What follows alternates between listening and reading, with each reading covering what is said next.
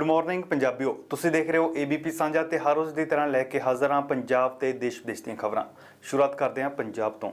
नाभा की नवीं जेल दे विच मारे गए डेरा प्रेमी ते बेअदबी कांड के मुख मुलजम महेंद्रपाल सिंह की मौत तो बाद भी हाले तक स्थिति काफ़ी तनाव वाली बनी हुई है, जिसनूं लैके पुलिस ते नीम सुरक्षा बलों की टुकड़ी वालों फ्लैग मार्च किया गया ते सुरक्षा नूं यकीनी बनाया गया। नाभा जेल च कतल किए गए डेरा प्रेमी महेंद्रपाल बिट्टू का अंतिम संस्कार कर दिता गया। बिट्टू के बड़े पुत्र अमरिंदर ने उन्होंने चिता नूं मुख अग्नि भेंट की।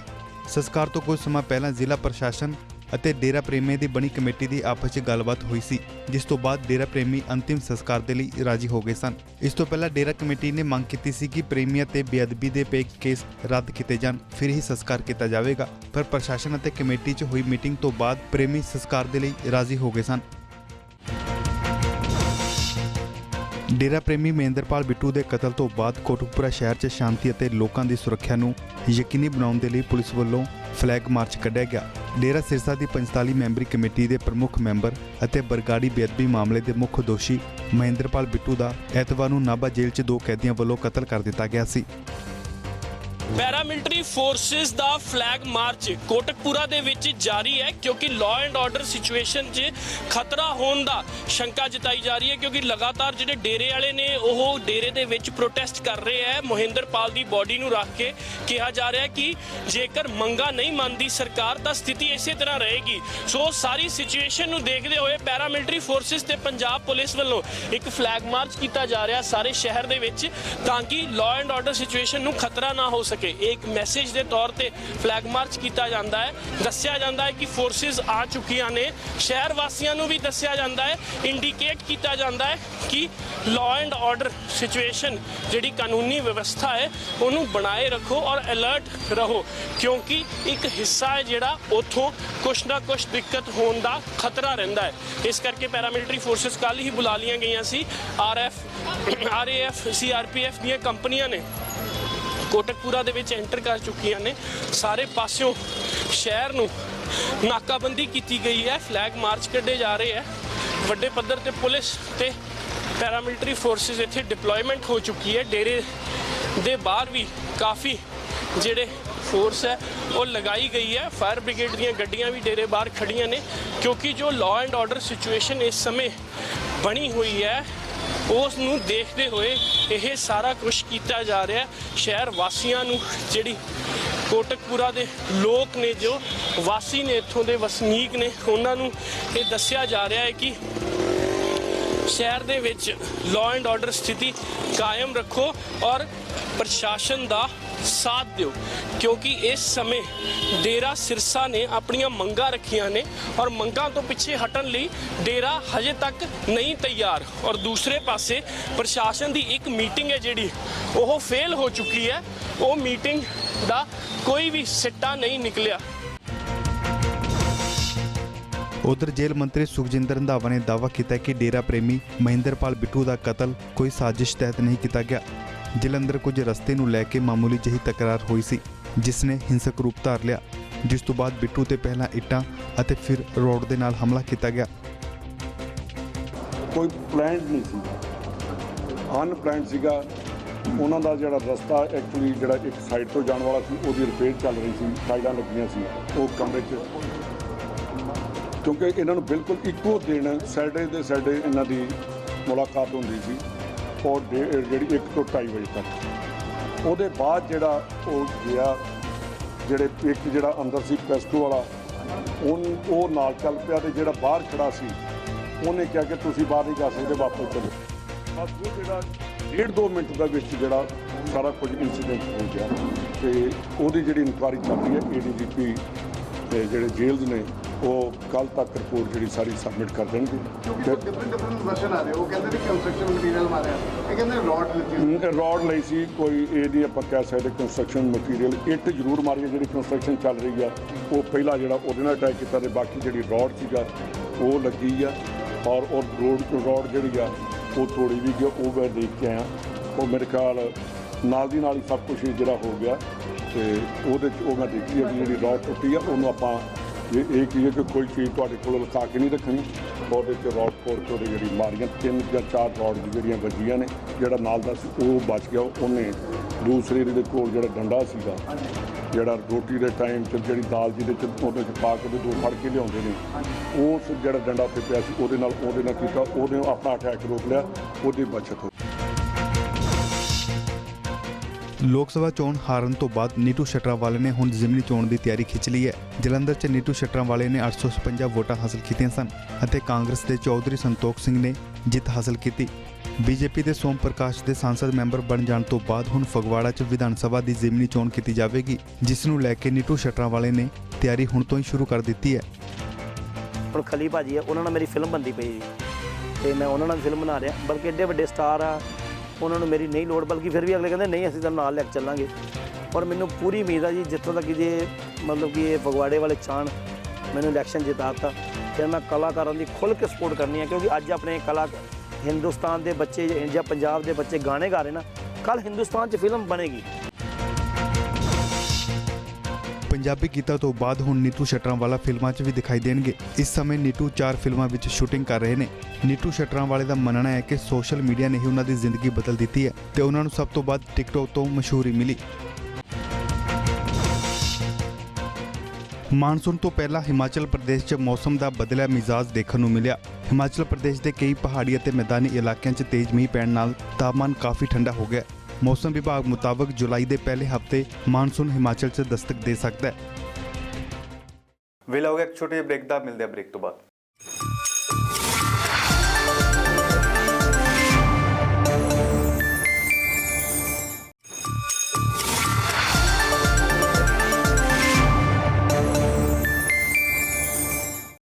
ਚਮਕੀ ਬੁਖਾਰ ਤੇ ਸੁਪਰੀਮ ਕੋਰਟ ਕਾਫੀ ਸਖਤ ਨਜ਼ਰ ਆ ਰਹੀ ਹੈ। ਸੁਪਰੀਮ ਕੋਰਟ ਨੇ ਕੇਂਦਰ ਤੇ ਬਿਹਾਰ ਦੀ ਸਰਕਾਰ ਨੂੰ ਨੋਟਿਸ ਜਾਰੀ ਕਰਕੇ 10 ਦਿਨਾਂ ਦੇ ਅੰਦਰ ਜਵਾਬ ਦੇਣ ਲਈ ਕਿਹਾ ਹੈ। ਬਿਹਾਰ ਦੇ ਵਿੱਚ ਹੁਣ ਤੱਕ ਚਮਕੀ ਬੁਖਾਰ ਦੇ ਨਾਲ 152 ਬੱਚਿਆਂ ਦੀ ਮੌਤ ਹੋ ਚੁੱਕੀ ਹੈ। ਬਿਹਾਰ 'ਚ ਚਮਕੀ ਬੁਖਾਰ ਦਾ ਕਹਿਰ ਲਗਾਤਾਰ ਜਾਰੀ ਹੈ, ਜਿਸ ਨਾਲ ਸੁਪਰੀਮ ਕੋਰਟ ਵੀ ਪਰੇਸ਼ਾਨ ਹੈ। ਸੋਮਵਾਰ ਨੂੰ ਇਸ ਮਾਮਲੇ ਤੇ ਸੁਪਰੀਮ ਕੋਰਟ 'ਚ ਸੁਣਵਾਈ ਹੋਈ, ਜਿਸ ਤੋਂ ਬਾਅਦ ਕੋਰਟ ਨੇ ਕੇਂਦਰ ਅਤੇ ਬਿਹਾਰ ਸਰਕਾਰ ਨੂੰ ਨੋਟਿਸ ਜਾਰੀ ਕਰਕੇ 10 ਦਿਨਾਂ 'ਚ ਜਵਾਬ ਮੰਗਿਆ। ਸੁਣਵਾਈ ਦੌਰਾਨ ਸੁਪਰੀਮ ਕੋਰਟ ਨੇ ਅਜਿਹੀ ਟਿੱਪਣੀ ਕੀਤੀ ਕਿ ਜਿਸ ਨੇ ਹਰ ਇੱਕ ਦਾ ਧਿਆਨ ਖਿੱਚ ਲਿਆ। ਅਦਾਲਤ ਨੇ ਕਿਹਾ ਕਿ ਉਹਨਾਂ ਨੇ ਇੱਕ ਅਜਿਹੀ ਰਿਪੋਰਟ ਪੜ੍ਹੀ ਹੈ ਜਿਸ 'ਚ ਦੱਸਿਆ ਗਿਆ ਕਿ ਕੁਝ ਪਿੰਡ ਅਜਿਹੇ ਵੀ ਨੇ ਜਿੱਥੇ ਇਹ ਹਾਲਾਤ ਬਣੇ ਹੋਏ ਨੇ ਕਿ ਮਾਹੌਲ ਦੇ ਨਾਲ ਇੱਕ ਵੀ ਬੱਚਾ ਤੰਦਰੁਸਤ ਨਹੀਂ ਰਹਿ ਸਕਦਾ। ਕੋਰਟ ਨੇ ਸੁਣਵਾਈ ਦੌਰਾਨ ਕੇਂਦਰ ਅਤੇ ਬਿਹਾਰ ਸਰਕਾਰ ਨੂੰ ਹਲਫਨਾਮਾ ਦਾਇਰ ਕਰਨ ਨੂੰ ਕਿਹਾ, ਜਿਸ 'ਚ 3 ਮੁੱਦਿਆਂ ਤੇ ਜਵਾਬ ਮੰਗਿਆ ਗਿਆ, ਜਿਨ੍ਹਾਂ 'ਚ ਚੰਗੀ ਸਿਹਤ ਦੀ ਵਿਵਸਥਾ, ਪੋਸ਼ਣ ਦੇ ਇੰਤਜ਼ਾਮ ਅਤੇ ਹਸਪਤਾਲ ਦੀ ਸਾਫ਼ ਸਫਾਈ ਸ਼ਾਮਲ ਹੈ। ਚਮਕੀ ਬੁਖਾਰ ਨਾਲ ਬਿਹਾਰ 'ਚ ਹੁਣ ਤੱਕ 152 ਬੱਚਿਆਂ ਦੀ ਮੌਤ ਹੋ ਚੁੱਕੀ ਹੈ, ਜੋ ਸਭ ਨੂੰ ਹੈਰਾਨ ਕਰ ਦੇਣ ਵਾਲਾ ਅੰਕੜਾ ਹੈ। ਇਸ ਨੂੰ ਲੈ ਕੇ ਆਰਜੇਡੀ ਦੇ ਲੀਡਰ ਲਗਾਤਾਰ ਸੂਬਾ ਸਰਕਾਰ ਤੇ ਨਿਸ਼ਾਨਾ ਸਾਧ ਰਹੇ ਨੇ।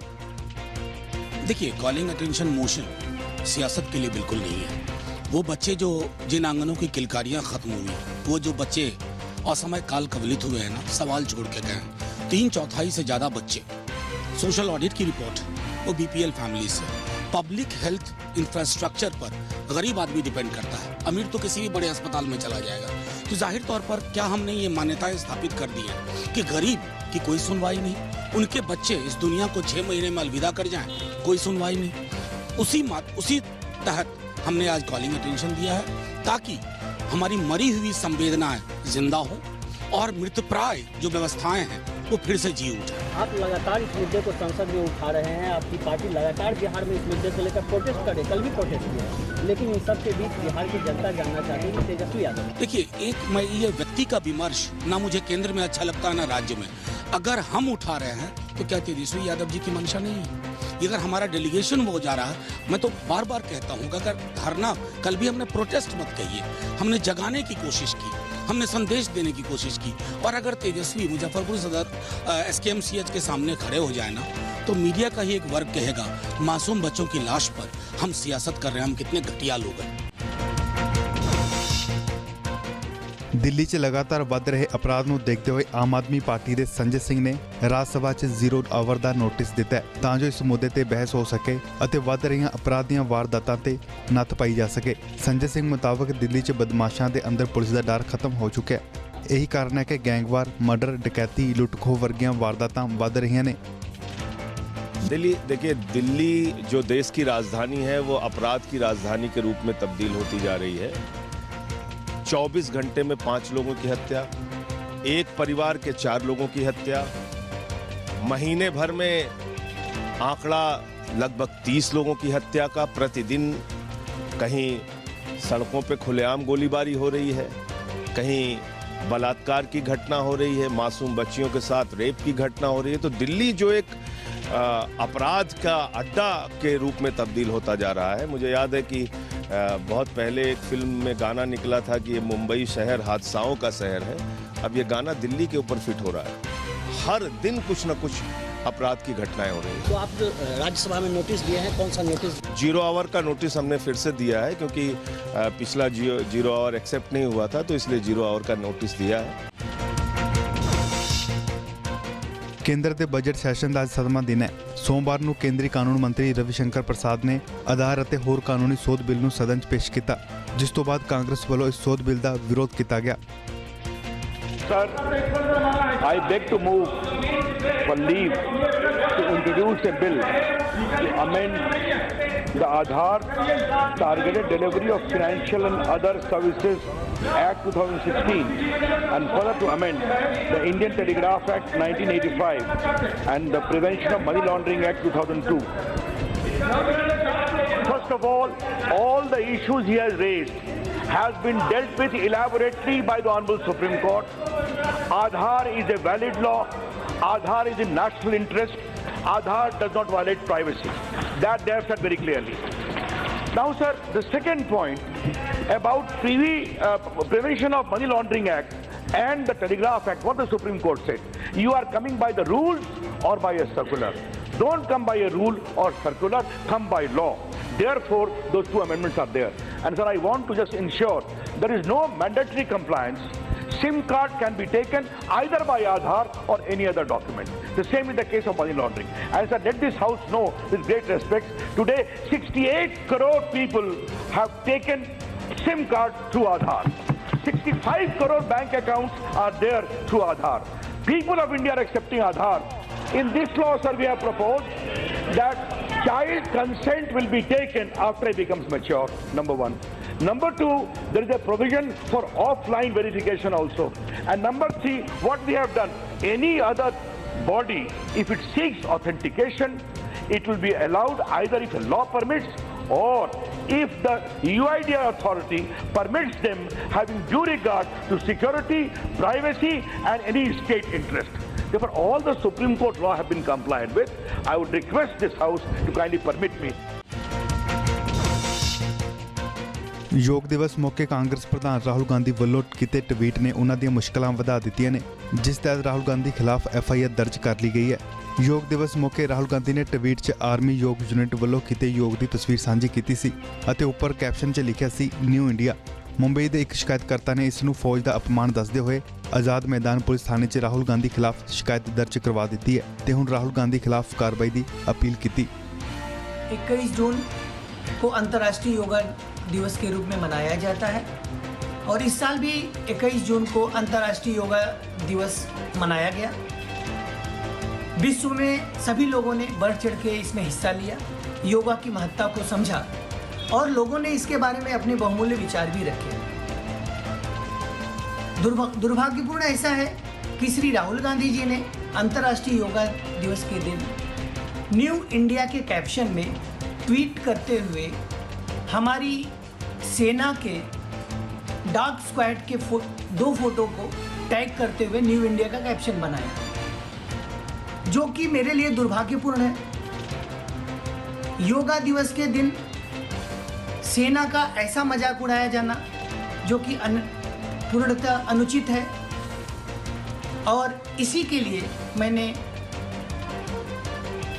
आज़ाद मैदान पुलिस स्टेशन में भारतीय दंड संहिता के धारा 505 के तहत लिखित शिकायत दर्ज की है, क्योंकि राहुल गांधी जी के द्वारा जो ट्वीट किया गया है ये क्लियर कट पब्लिक मिसचीफ के कैटेगरी में आता है और मैंने अनुरोध किया है कि इनके खिलाफ उचित से उचित कार्रवाई की जाए। इसी के लिए मैंने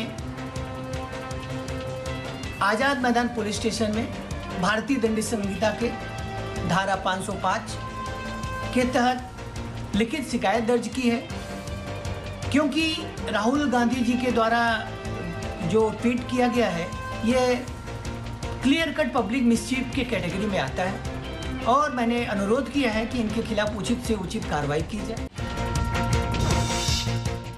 AIMIM ਦੇ ਮੁਖੀ ਅਸਾਦੁਦੀਨ ਓਵੈਸੀ ਨੇ ਬੀਜੇਪੀ ਅਤੇ ਆਰਐਸਐਸ ਤੇ ਵੱਡਾ ਇਲਜ਼ਾਮ ਲਗਾਇਆ। ਓਵੈਸੀ ਨੇ ਕਿਹਾ ਕਿ ਬੀਜੇਪੀ ਅਤੇ ਆਰਐਸਐਸ ਦੇ ਲੋਕ ਇਸ ਦੇਸ਼ ਦੇ ਮੁਸਲਮਾਨਾਂ ਦੇ ਲਈ ਨਫ਼ਰਤ ਵਾਲੀ ਭਾਵਨਾ ਪੈਦਾ ਕਰ ਰਹੇ ਨੇ। इस तरह के मॉब लिंचिंग के वाक़यात ये नहीं रुकने वाले हैं। मैं पहले भी कहा हूँ, आज भी कह रहा हूँ, ये नहीं रुकने वाले। इससे नहीं रुकने वाले हैं क्योंकि बीजेपी ने एज अ पार्टी ने और आरएसएस और उनके तमाम ऑर्गेनाइजेशंस ने हमारे मुल्क में मुसलमानों के ताल्लुक़ से इस तरह की नफ़रत में इजाफ़ा कर दिया है कि इनको जो कोई भी नज़र आता है, इनको नज़र आता है कि या तो वो आतंकवादी है या फिर ये गाय को मारने के लिए आया है, या तीसरा इनको नज़र आता है कि एंटी नेशनल है। तो इस तरह का एक माइंडसेट इन्होंने क्रिएट करने में लोग कामयाब हो चुके हैं। तो अब ये वाक़यात रुकने वाले नहीं है। अब ये बार बार हम इस बात को कह रहे हैं कि आप इन लोगों को रोकिए, और हमेशा जवाब आता है कि नहीं, मुसलमानों को डीरेडिकलाइज करना है। अरे भाई, ये जो लोग हैं इनको डीरेडिकलाइज कौन करेगा? जो जिस किसी मुसलमान को देखते हैं और उससे कहते हैं कि इस तरह का स्लोगन लगाओ, इस तरह का नारा लगाओ, और फिर पीटते हैं, वीडियो निकालते हैं। 2014 से 19 तक इतने वाक़यात हुए, अब फिर शुरू हो गए और ये ख़त्म नहीं होंगे। ਇੰਡੀਅਨ 에ਅਰ ਫੋਰਸ ਦੇ ਚੀਫ BS ਧਨੋਆ ਨੇ ਬਾਲਾਕੋਟ 에ਅਰ ਸਟ੍ਰਾਈਕ ਤੇ ਵੱਡਾ ਹੈਰਾਨ ਕਰ ਦੇਣ ਵਾਲਾ ਬਿਆਨ ਦਿੱਤਾ ਹੈ। ਉਹਨਾਂ ਨੇ ਕਿਹਾ ਕਿ ਬਾਲਾਕੋਟ ਮਾਮਲੇ ਤੋਂ ਬਾਅਦ ਪਾਕਿਸਤਾਨ ਸਾਡੇ ਹਵਾਈ ਖੇਤਰ 'ਚ ਨਹੀਂ ਆਇਆ ਸੀ। ਸਾਡਾ ਟੀਚਾ ਪਾਕਿਸਤਾਨ 'ਚ ਬਣੇ ਅੱਤਵਾਦੀ ਕੈਂਪਾਂ ਤੇ ਹਮਲਾ ਕਰਨਾ ਸੀ ਅਤੇ ਪਾਕਿਸਤਾਨ ਦਾ ਮਕਸਦ ਸਾਡੀ ਫੌਜ ਦੇ ਟਿਕਾਣਿਆਂ ਨੂੰ ਤਬਾਹ ਕਰਨਾ, ਤੇ ਅਸੀਂ ਪਾਕਿਸਤਾਨ ਦੇ ਇਸ ਮਕਸਦ ਨੂੰ ਕਾਮਯਾਬ ਨਹੀਂ ਹੋਣ ਦਿੱਤਾ। First of all, we are doing Kargil, but let me also tell you on Balakot, they didn't come into ISA. Major आपको ये देखने वाली बात होती है कि ऑब्जेक्टिव क्या था, हमारा क्या ऑब्जेक्टिव था, उनका क्या ऑब्जेक्टिव था। हमारा ऑब्जेक्टिव बालाकोट में स्ट्राइक करने का था, तो हम अचीव कर चुके। उनका ऑब्जेक्टिव हमारे आर्मी के ठिकानों पे स्ट्राइक करने का था, वो नहीं कर सके। That is the bottom line. आपने कैसे किया, कितने आए, कहाँ गए, किस तरह का कॉम्बैट हुआ, बट आपको स्टेटेड आपका जो मिलिट्री ऑब्जेक्टिव है आपने अचीव किया कि नहीं किया। We achieved a military objective, they did not achieve their military objective, and none of them, let me tell you, crossed the line of control into our territory. Kargil war ਦੇ 20 ਸਾਲ ਪੂਰੇ ਹੋਣ ਤੇ ਇੰਡੀਅਨ 에ਅਰ ਫੋਰਸ ਨੇ ਸੋਮਵਾਰ ਨੂੰ ਗਵਾਲੀਅਰ ਹਵਾਈ ਅੱਡੇ ਨੂੰ ਇੱਕ ਜੰਗ ਥੀਏਟਰ 'ਚ ਤਬਦੀਲ ਕਰ ਦਿੱਤਾ, ਜਿਸ 'ਚ 1999 'ਚ ਹੋਏ ਅਭਿਆਨ ਦੀ ਕੁਝ ਜ਼ਰੂਰੀ ਘਟਨਾਵਾਂ ਨੂੰ ਪੇਸ਼ ਕੀਤਾ ਗਿਆ। ਜਵਾਨਾਂ ਵੱਲੋਂ ਜੰਮੂ ਕਸ਼ਮੀਰ ਦੇ ਦਰਾਸ ਕਰਗਿਲ ਇਲਾਕੇ 'ਚ ਟਾਈਗਰ ਹਿੱਲ ਹਮਲੇ ਦੀ ਝਲਕ ਵੀ ਪੇਸ਼ ਕੀਤੀ ਗਈ, ਜਿਸ 'ਚ ਜੰਗ ਦੀ ਮਹੱਤਵਪੂਰਨ ਮਾਡਲ ਹਿੱਲ ਨੂੰ ਬਣਾਇਆ ਗਿਆ ਅਤੇ ਫਿਰ ਹਵਾਈ ਫੌਜ ਦੇ ਜਵਾਨਾਂ ਨੇ ਮਿਰਾਜ 2000 ਜਹਾਜ਼ 'ਚ ਸਵਾਰ ਹੋ ਕੇ ਇਸ ਹਿੱਲ ਨੂੰ ਤਬਾਹ ਕੀਤਾ। ਬੁਲਟਨ ਦੇ ਵਿੱਚ ਸਮਾਂ ਹੋ ਗਿਆ ਇੱਕ ਹੋਰ ਛੋਟੀ ਜਿਹੀ ਬ੍ਰੇਕ ਦਾ, ਮਿਲਦੇ ਹਾਂ ਬ੍ਰੇਕ ਤੋਂ ਬਾਅਦ।